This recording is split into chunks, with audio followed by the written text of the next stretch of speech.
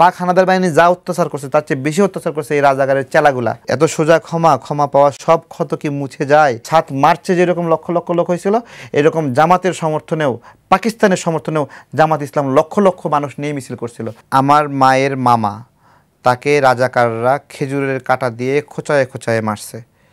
মুক্তিযুদ্ধের অনেক পরে, এরা যুদ্ধ হয়েছে 1971 সালে, তার অনেক বছর পরে এসে মানে ধান খেতে একা একা পেয়ে সেখানে খেজুরের কাঁটা দিয়ে খুঁচিয়ে খুঁচিয়ে মেরেছে, রাজাকাররা মারছে।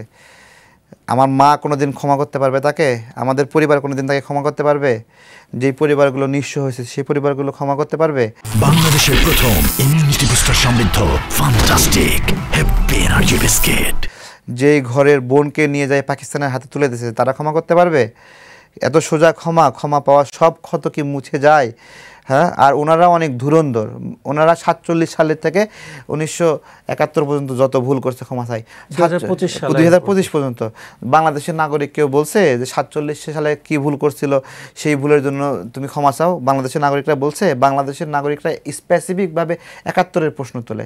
71-এ তুমি যে স্পেশাল বাহিনী তৈরি করলা, কইরে বাংলাদেশের মানুষকে হত্যা করলা পাকিস্তানি পাক হানাদার বাহিনীর, এবং পাক হানাদার বাহিনী যা অত্যাচার করছে তার চেয়ে বেশি অত্যাচার করছে এই রাজাকারের চেলাগুলা। তাদের অত্যাচারে মানুষ অতিষ্ঠ ছিল, তারা একটা আতঙ্কর নাম ছিল। এবং আজকে জামাত ইসলামের অনেক বড় মিছিল দেখে অনেকে বলে যে এদের অনেক শক্তি, অনেক গ্রহণযোগ্যতা, বিভিন্ন কথা বলে। আপনারা দেখাবেন একটু 1971 সালে মুক্তিযুদ্ধের বিরুদ্ধে, মুক্তিযুদ্ধকে প্রতিহত করার জন্য জামাত যে মিছিল করছিল সেই মিছিলে লক্ষ লক্ষ লোক হয়েছিল। 7 মার্চে যেরকম লক্ষ লক্ষ লোক হয়েছিল, এরকম জামাতের সমর্থনেও, পাকিস্তানের সমর্থনেও জামাত ইসলাম লক্ষ লক্ষ মানুষ নিয়ে মিছিল করছিল।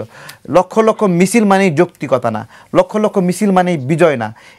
ওই দিন জামাত ইসলাম যে বড় মিছিল করছিল, মুক্তিযোদ্ধারা অত বছর মিছিল করতে পারে নাই, তারপরেও মুক্তিযোদ্ধারাই বিজয়ী হয়েছে।